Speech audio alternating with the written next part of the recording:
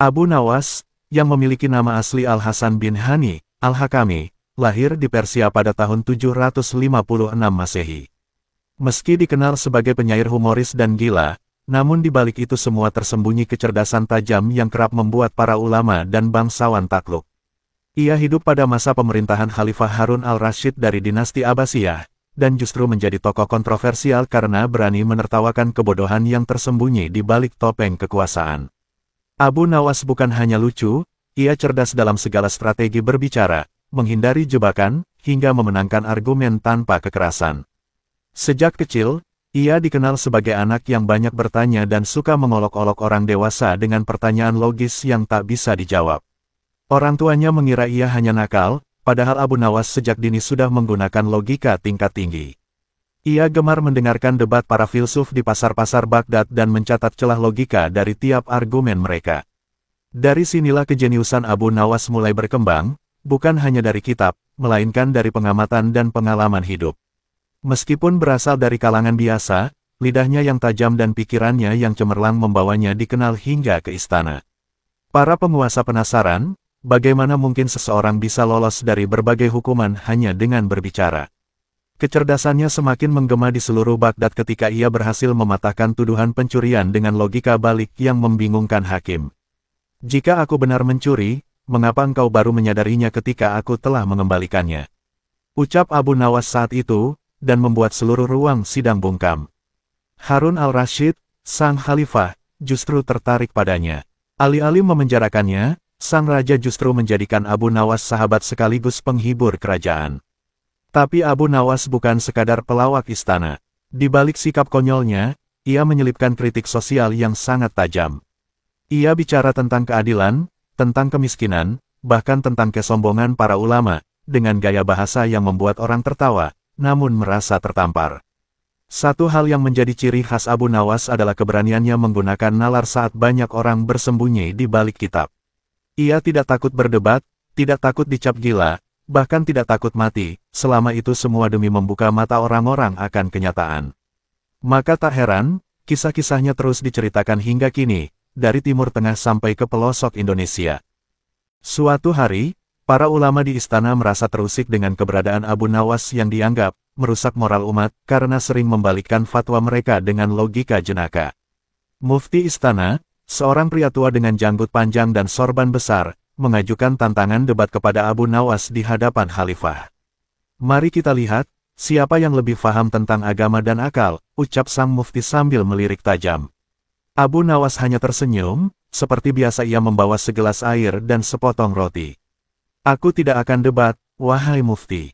Aku hanya ingin bertanya, jika engkau lapar dan haus, mana yang akan engkau pilih dulu, air atau roti? Mufti menjawab, tentu air dulu. Abu Nawas tersenyum lebar, berarti air lebih penting dari roti. Benar, jawab mufti. Lalu mana yang lebih penting, akal atau ilmu? Tanya Abu Nawas lagi. Mufti menjawab, tentu ilmu. Dengan cepat Abu Nawas menepuk tangannya, tapi ilmu tanpa akal hanyalah hafalan kosong. Maka engkau seperti roti tanpa air, tak bisa ditelan. Para hadirin langsung tertawa dan bertepuk tangan, sementara mufti hanya bisa memerah wajahnya menahan malu. Harun al-Rasyid pun mengangguk pelan, mengakui bahwa Abu Nawas tidak hanya cerdik, tapi juga berani mempertahankan nalar dengan cara yang santun. Sejak kejadian itu, setiap kali para ulama hendak menjatuhkan Abu Nawas, mereka lebih dulu berpikir dua kali. Tidak mudah menaklukkan orang yang tak bisa dipermalukan dengan argumen, karena ia justru bisa membaliknya jadi bahan tertawaan. Bahkan, Abu Nawas sering berkata, aku tak takut dituduh salah, asal aku tahu alasanku benar. Peristiwa itu pun tersebar ke pelosok negeri, menjadi buah bibir di kedai teh dan madrasah. Rakyat menyukai Abu Nawas bukan karena ia pandai tertawa, tapi karena ia selalu membela mereka yang tertindas oleh kekuasaan dan kemunafikan. Di matanya, keadilan tak bisa hanya dimonopoli oleh mereka yang bersorban besar dan jubah panjang, melainkan oleh siapa saja yang punya hati jernih dan akal waras. Suatu pagi, Khalifah Harun al-Rasyid kehilangan kuda kesayangannya dari istal istana. Para pengawal panik, istana dikunci rapat, dan semua orang diperiksa. Karena tak menemukan pelakunya, Harun memanggil Abu Nawas untuk mencari solusi. Jika kau bisa menemukan kudaku tanpa kekerasan, aku akan memberimu hadiah besar, ujar sang khalifah. Abu Nawas tersenyum licik dan mengangguk. Yang mulia, izinkan saya menginterogasi semua orang dengan cara saya sendiri. Abu Nawas lantas berdiri di hadapan seluruh penjaga istana dan pelayan, lalu berkata dengan lantang, "Wahai pencuri kuda, aku tahu siapa kamu. Aku hanya ingin kau mengaku sebelum kudamu bicara padaku malam ini." Semua orang memandang heran. Mereka saling berbisik, tak percaya Abu Nawas bisa berbicara dengan kuda. Namun di malam harinya, Abu Nawas mengoleskan minyak khusus pada ekor kuda yang tersisa, dan memerintahkan agar semua penjaga mengelus bagian itu di kegelapan malam. Keesokan pagi, semua dipanggil dan diperiksa. Abu Nawas lalu memeriksa tangan mereka. Salah satu penjaga terlihat tangannya bersih, tidak berbau minyak. "Inilah pencurinya," ujar Abu Nawas. Ia lalu menjelaskan, si pencuri takut menyentuh ekor kuda karena khawatir perbuatannya terbongkar. Maka ia tidak melakukannya. Sisanya, karena tak merasa bersalah, mengikuti perintahku. Khalifah kagum akan kecerdikannya dan menghadiahinya 2 ekor kuda Arab. Kisah itu menyebar ke seluruh Baghdad. Abu Nawas lagi-lagi menunjukkan bahwa kecerdasan tidak selalu membutuhkan kekuatan. Ia menang tanpa menyakiti siapapun. Bahkan, para pengawal istana mulai segan padanya karena tahu bahwa ia bisa membongkar rahasia dengan cara yang tak biasa. Tak sedikit rakyat yang berdoa agar mereka punya pemimpin secerdik Abu Nawas. Dari kejadian ini, orang-orang belajar bahwa keadilan bisa ditegakkan tanpa cambuk dan pedang.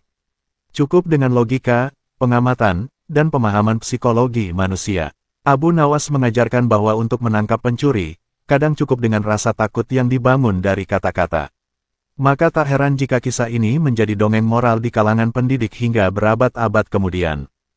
Suatu hari, Khalifah Harun al-Rashid merasa ingin menguji kecerdasan Abu Nawas dengan tantangan baru. "Aku ingin engkau masuk ke penjara selama 3 hari tanpa dijemput, dan saat keluar, kau harus membuat seluruh Baghdad percaya bahwa kau baru saja menang dari pertempuran besar," titah sang khalifah. Abu Nawas menerima tantangan itu dengan santai, lalu pergi ke pasar membeli beberapa kain compang camping, abu gosok, dan pewarna merah dari delima. Ia masuk penjara dengan sukarela, meminta agar para sipir tidak memberinya makanan mewah. 3 hari kemudian, Abu Nawas keluar dengan pakaian robek, wajah penuh luka buatan, dan langkah pincang. Ia menggiring seekor kambing yang dicat belang-belang sambil berteriak, "Aku menang! Aku menang! Musuh besar berhasil kulumpuhkan." Orang-orang di Baghdad berkumpul ingin tahu siapa musuh yang dikalahkan Abu Nawas. "Musuh itu adalah kebodohan," teriak Abu Nawas sambil menunjukkan kambing belangnya. 3 hari aku bertarung dalam kegelapan, melawan bayangan ketidaktahuan. Dan ini, kambing kebodohan, kini kujadikan tungganganku. Rakyat tertawa terpingkal-pingkal, sementara para pedagang mulai mengutip ucapannya sebagai sindiran halus kepada para pejabat korup. Kambing itu pun akhirnya dinamai, si bodoh, dan dijadikan simbol baru perlawanan rakyat kecil. Khalifah takjub karena Abu Nawas berhasil membuat semua orang percaya bahwa ia kembali dari medan perang. Tidak ada senjata, tidak ada tentara, hanya logika dan imajinasi. Ia bahkan membalik makna hukuman menjadi kemenangan. "Aku memenjarakanmu, tapi kau malah menjadi pahlawan," ujar Harun al-Rashid sambil mengelus janggutnya. "Kau benar-benar tak bisa dikalahkan dengan cara biasa." Kisah ini kemudian menjadi bahan cerita di sekolah-sekolah. Para guru mengajarkan bahwa penjara bukanlah tempat hina jika seseorang tahu bagaimana mengubahnya menjadi panggung pendidikan. Abu Nawas membuktikan bahwa bahkan hukuman bisa menjadi kemenangan, selama seseorang tetap menggunakan akal sehatnya. Sejak itu, banyak orang di Baghdad yang menaruh bunga di depan penjara sebagai simbol bahwa tempat itu bisa melahirkan pahlawan, bukan hanya tahanan. Pada suatu malam musim semi, Khalifah Harun al-Rashid duduk di taman istana sambil merenung. Ia bosan dengan rutinitas kekuasaan dan merasa ingin bermain dengan teka-teki. Maka ia memanggil Abu Nawas dan berkata, "Aku akan memberimu satu pertanyaan aneh, jika kau menjawabnya dengan benar maka emas sekarung untukmu. Jika gagal, kau akan tinggal di kebun istana sebagai tukang rumput." Abu Nawas menyeringai dan menjawab, "Baiklah, wahai Amirul Mukminin." "Apa pertanyaannya?" Khalifah pun berkata, "Apakah yang lebih dulu diciptakan, ayam atau telur?" Abu Nawas tidak langsung menjawab. Ia bangkit, berjalan mengelilingi taman, lalu duduk bersila di depan sang khalifah. "Apakah kau ingin jawaban ilmiah, logis, filosofis, atau jawaban yang akan membuat rakyatmu tertawa dan puas? Tanya Abu Nawas. Harun tertawa, jawablah dengan cara Abu Nawas. Maka lelaki cerdik itu berkata, yang lebih dulu tentu ayam, karena tidak mungkin telur menetas tanpa induk yang mengerami. Namun ia tidak berhenti di sana. Tapi jika ditanya dari mana ayam itu berasal, maka aku akan bilang dari telur juga. Maka keduanya diciptakan bersamaan oleh Tuhan dalam bentuk teka-teki agar manusia tidak berhenti berpikir. Tuhan menciptakan ayam yang bisa bertelur dan telur yang bisa menetas. Lalu ia tertawa melihat manusia bingung seperti kita. Semua yang hadir ikut tertawa, termasuk Khalifah yang sampai menyeka air matanya. Keesokan harinya, kisah jawaban Abu Nawas menyebar di kota. Anak-anak menirukan logikanya, para guru mengutip filsafatnya, dan para pedagang menulisnya di papan toko. Di dunia ini tak semua pertanyaan butuh jawaban mutlak, kata mereka, kadang, pertanyaan hanya ada agar kita belajar tertawa dan merenung sekaligus. Abu Nawas kembali membuktikan bahwa logika dan humor bisa berdampingan tanpa saling mengalahkan. Dari peristiwa ini, Abu Nawas menjadi simbol kebijaksanaan yang fleksibel. Ia tidak memaksakan kebenaran tunggal, tapi membiarkan logika dan perasaan berjalan seiring. Ia paham kapan harus serius, dan kapan menjadikan masalah besar sebagai gurauan cerdas. Khalifah pun berkata, andai semua pemimpin seperti Abu Nawas, mungkin perang bisa diselesaikan dengan tawa, bukan darah. Di suatu pagi yang ramai, datanglah seorang petani tua yang bergegas menuju istana. Ia menghadap Khalifah dengan wajah panik dan berkata bahwa kambing kesayangannya hilang. Petani itu menuduh tetangganya telah mencuri kambingnya karena melihat jejak kaki mengarah ke rumah sang tetangga. Khalifah, yang sedang sibuk dengan urusan lain, memanggil Abu Nawas untuk menyelidikinya. Ia ingin melihat apakah kecerdasan Abu Nawas bisa membantu menyelesaikan kasus ini tanpa kekerasan atau paksaan. Abu Nawas pun menyanggupi dengan senyum khasnya. Setibanya di desa petani itu, Abu Nawas meminta warga berkumpul di balai desa. Ia mengamati jejak-jejak kaki di tanah, memeriksa kandang kambing, dan mendengarkan keluhan sang petani yang kehilangan. Tetangga yang dituduh mencuri tampak bingung dan membantah tuduhan itu. Abu Nawas tahu, jika ini tidak diselesaikan dengan cerdik, maka permusuhan akan berkepanjangan. Ia pun mengambil jalan tak biasa, menyuruh setiap penduduk mencelupkan ujung tongkat kayu mereka ke dalam sumur desa. Mereka menurut dengan enggan. Setelah itu, Abu Nawas berkata, besok pagi, tongkat orang yang mencuri kambing akan tumbuh lebih panjang sejengkal. Semua terdiam, sebagian tertawa, sebagian takut. Malam itu pun dilalui dalam diam oleh para warga. Pagi harinya, Abu Nawas memeriksa semua tongkat. Anehnya, satu tongkat lebih pendek sejengkal dari yang lain.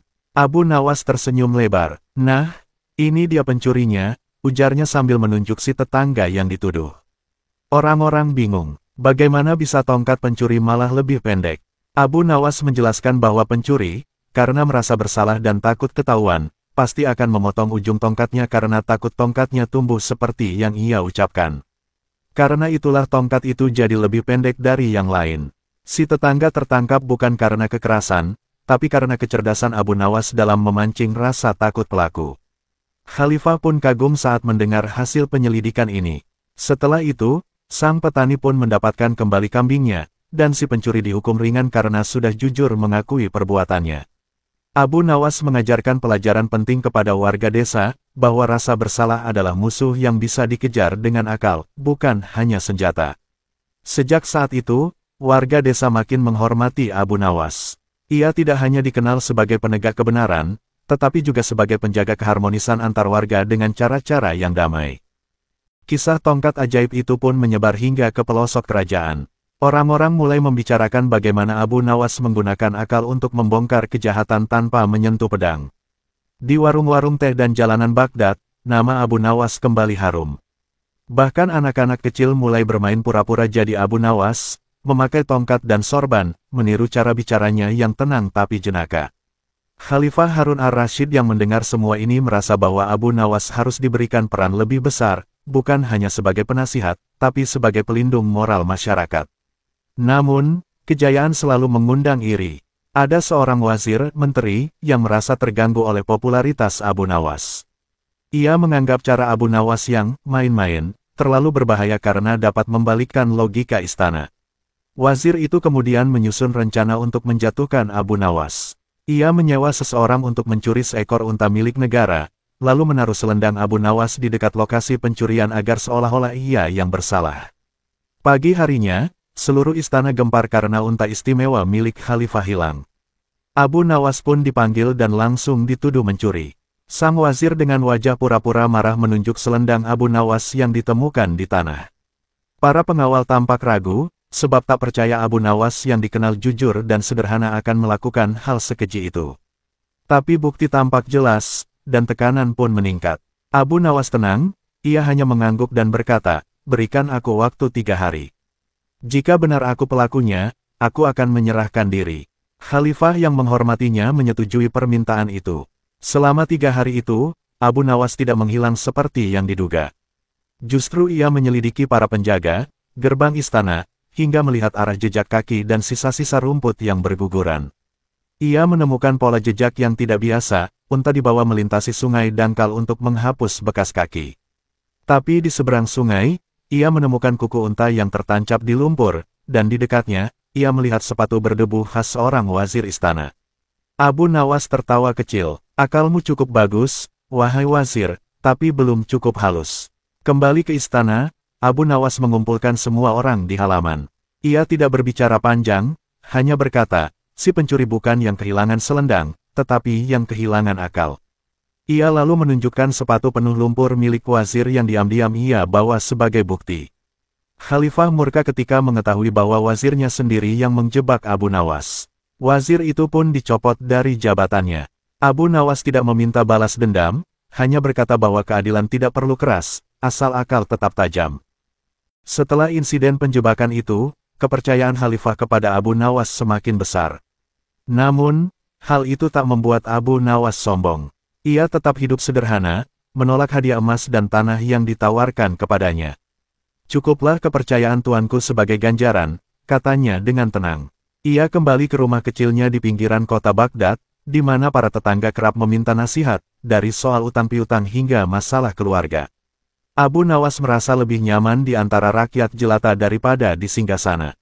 Suatu malam, datang seorang perempuan tua membawa masalah pelik. "Wahai Abu Nawas, aku meminjamkan kendi emas kepada tetanggaku untuk pesta pernikahan putrinya. Tapi setelah selesai, ia mengembalikan hanya kendi biasa," katanya kendi emas itu berubah. Ia bersumpah demi langit. Abu Nawas tersenyum. Ia tahu orang seperti ini hanya bisa dihadapi dengan permainan logika.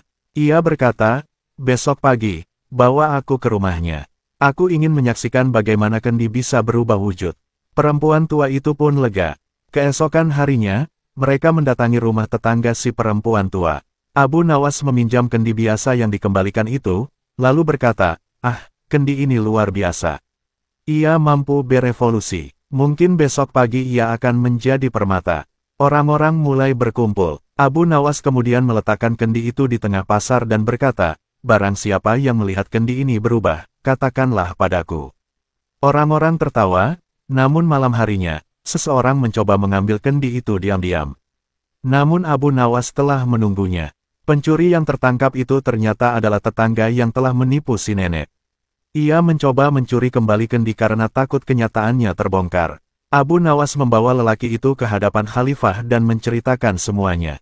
Sang Khalifah tersenyum, "Abu Nawas, engkau membuat kebenaran datang tanpa harus mencarinya." Bahkan pencuri pun kembali ke tempat ia berdosa. Lelaki itu meminta ampun dan mengembalikan kendi emas itu kepada pemiliknya. Abu Nawas hanya berkata, "Terkadang, kejujuran bisa dipanggil dengan cara yang lucu." Peristiwa itu menambah panjang deretan kecerdikan Abu Nawas yang disampaikan turun-temurun. Ia bukan hanya menyelesaikan masalah besar negara, tetapi juga perkara kecil rakyat dengan cara elegan dan penuh pelajaran. Di antara rakyat, ia dihormati karena rendah hati, di istana, ia disegani karena tajam pikirannya. Setiap masalah yang datang padanya, bukan dijawab dengan kemarahan, melainkan dengan senyuman dan akal yang menohok. Maka tak heran, di antara orang bijak Baghdad, nama Abu Nawas menempati tempat yang tak tergantikan. Pada suatu pagi yang ganjil, Khalifah Harun ar-Rasyid terbangun dengan mimpi aneh. Ia melihat dirinya naik ke langit bertemu para nabi dan malaikat. Mimpi itu begitu kuat hingga ia menganggapnya sebagai isyarat dari langit. Ketika pagi datang, ia memanggil semua ilmuwan, tabib, dan insinyur di istana untuk satu misi aneh, membuatkan alat agar ia bisa naik ke langit secara nyata. Semua terdiam, tak ada yang berani menyanggah kehendak khalifah. Hanya Abu Nawas yang tersenyum dan berkata, "Tuanku, izinkan hamba mewujudkannya." Semua pejabat istana mendadak tegang. Bagaimana mungkin Abu Nawas, yang bahkan tidak pernah membangun apapun selain kata-kata, bisa mengantar khalifah ke langit? Khalifah pun bertanya serius, "Apakah engkau tidak main-main, wahai Abu Nawas?" Dengan tenang ia menjawab, "Tidak, tuanku. Tapi untuk bisa naik ke langit, tuanku harus melakukan beberapa persyaratan penting." Harun ar-Rasyid penasaran dan menyuruh semua orang diam. "Katakanlah apa syarat itu." Maka Abu Nawas pun mulai menyusun akalnya. Abu Nawas berkata bahwa sang khalifah harus melakukan puasa selama 7 hari, tidak boleh marah, tidak boleh tidur di kasur emas, dan tidak boleh makan daging. "Mengapa demikian?" tanya khalifah. "Karena tubuh yang ringan dari hawa nafsu akan lebih mudah naik ke langit," jawab Abu Nawas. Sang khalifah menyetujui, karena ingin benar-benar merasakan pengalaman naik ke langit. Semua orang istana ikut terdiam. Tidak ada yang menyangka bahwa sang khalifah akan menurut sepenuhnya pada permainan logika Abu Nawas. Hari demi hari berlalu, sang khalifah mulai tampak kurus. Ia mulai berbicara lembut, tidak lagi mudah marah. Bahkan kepada para pelayan istana, ia bersikap seperti seorang saudara. Abu Nawas lalu berkata, "Tuanku sudah hampir siap. Malam ke-7, izinkan saya mempersiapkan tuanku naik ke langit." Di halaman istana, Abu Nawas membentangkan kain putih besar dan meminta khalifah duduk di atasnya. Ia membakar dupa harum dan membacakan puisi indah. Para menteri menyaksikan dalam hening. Tiba-tiba, Abu Nawas berkata, "Sekarang, pejamkan mata. Lepaskan semua beban dunia." Sang khalifah menurut. Ia duduk tenang, menghirup harum dupa dan suara Abu Nawas yang membacakan kalimat-kalimat keindahan. Setelah 1 jam, Abu Nawas menghentikan semuanya. Ia berbisik, "Tuanku, kini engkau telah naik ke langit." Sang khalifah membuka mata dengan wajah bersinar. "Benar," katanya, "aku merasa ringan dan damai, seperti telah naik ke atas sana." Semua orang tersenyum. Abu Nawas telah berhasil membawa khalifah ke langit, bukan secara jasmani, tetapi secara ruhani. Keesokan harinya, suasana istana berubah. Para penjaga, pelayan, dan menteri menyambut khalifah yang kini berwajah tenang, penuh kedamaian.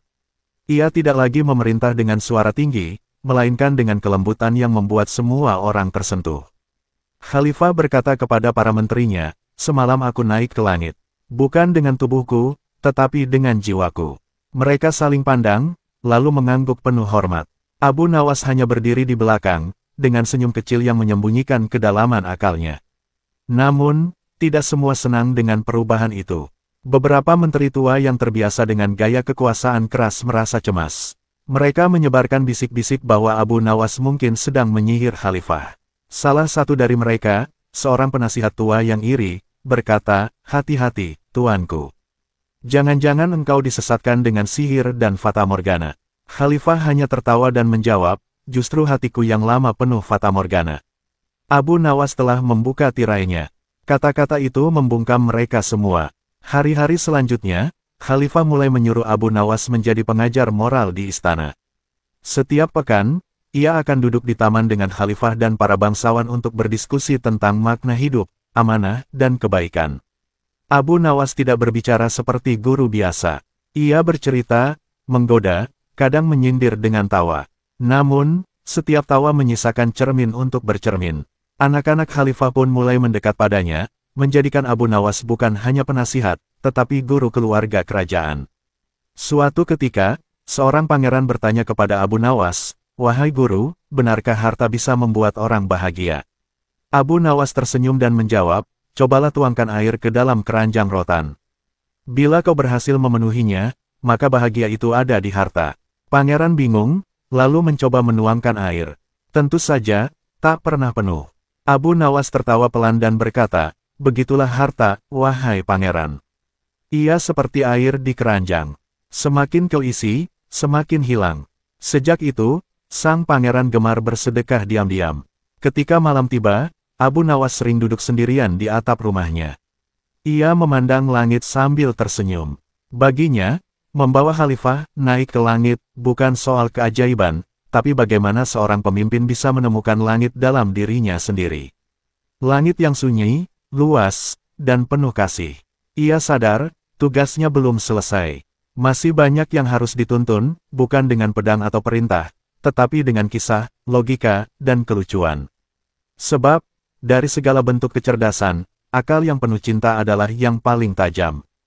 Hari itu, Khalifah memanggil Abu Nawas untuk sebuah pertemuan pribadi. Ia berkata, "Abu Nawas, aku ingin memberikanmu jabatan tinggi. Engkau layak menjadi kepala penasihat istana." Tapi Abu Nawas menggeleng halus. "Tuanku, izinkan hamba tetap sebagai Abu Nawas yang bisa masuk ke rumah rakyat tanpa sepatu emas."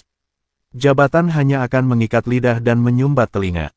Khalifah terdiam sejenak, lalu tertawa sambil menepuk bahunya. "Engkau memang satu dari 1000, Abu Nawas.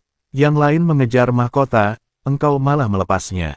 Namun, kabar bahwa Abu Nawas menolak jabatan tinggi membuat beberapa pejabat curiga.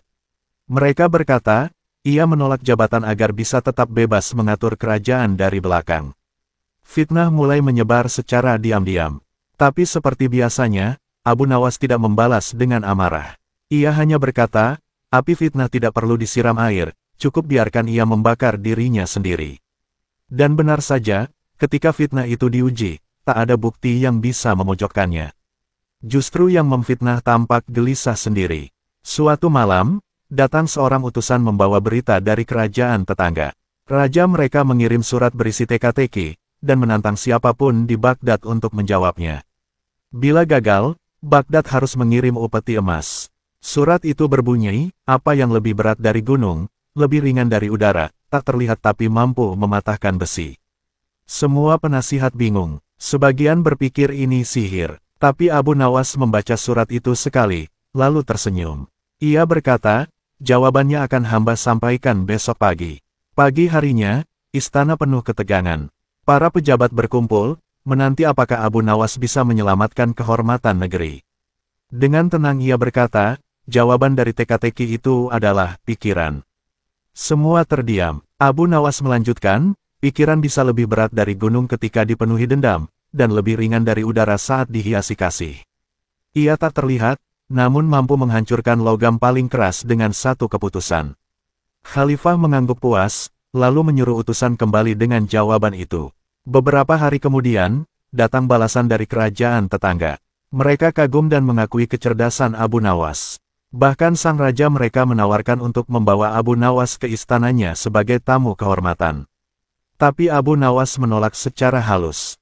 Hamba bukan milik satu istana, melainkan milik kata-kata dan kebenaran, katanya dalam surat balasan. Di Baghdad, nama Abu Nawas kembali dielu-elukan. Tapi di hati Abu Nawas, semua pujian itu hanyalah bayangan. Ia tahu bahwa kecerdasan bukan untuk dipuja, tetapi untuk menjaga seimbangnya dunia. Di sebuah desa tak jauh dari Baghdad, dua saudara laki-laki berseteru hebat karena warisan ayah mereka. Sang ayah yang wafat sebulan lalu meninggalkan 3 warisan utama, seekor unta, sebuah rumah tua, dan sebidang tanah kecil di pinggir sungai. Masalahnya, sebelum meninggal, sang ayah berkata bahwa warisan harus dibagi dengan rumus, anak pertama mendapat setengah, anak kedua mendapat sepertiga, dan sisanya diserahkan pada masjid. Tetapi ketika dihitung, semuanya tak bisa dibagi adil. Mereka pun bertengkar hingga nyaris saling membunuh. Kabar pertikaian itu sampai ke telinga Khalifah, yang kemudian memanggil Abu Nawas untuk menengahi. Tanpa membawa pengawal atau surat resmi, Abu Nawas berangkat sendirian ke desa itu dengan seekor keledai kecil. Ia disambut dengan curiga oleh kedua saudara yang sudah saling bermusuhan di depan rumah warisan. "Kalau engkau datang membawa fatwa, kami sudah tidak percaya kata-kata," kata si sulung. Abu Nawas hanya tersenyum, "Tenanglah. Aku tidak membawa fatwa, hanya membawa akal." Abu Nawas lalu meminta keduanya duduk di tanah dan mencatat warisan mereka. Unta 1 ekor, rumah 1, tanah 1. 3 benda, tapi harus dibagi dengan proporsi setengah dan sepertiga. Jika kita hitung, setengah dari 3 adalah 1,5 dan sepertiga dari 3 adalah 1. Maka totalnya 2,5. Sisa setengah bagian, yaitu 0,5, diberikan ke masjid. Tapi bagaimana membagi unta dan rumah menjadi pecahan seperti itu? Kedua saudara saling pandang, lalu mengangguk. Itulah sebabnya kami bertengkar, wahai Abu Nawas. Tanpa bicara panjang, Abu Nawas tersenyum lalu berkata, izinkan aku menambahkan 1 ekor unta milikku agar warisan kalian menjadi 4 ekor.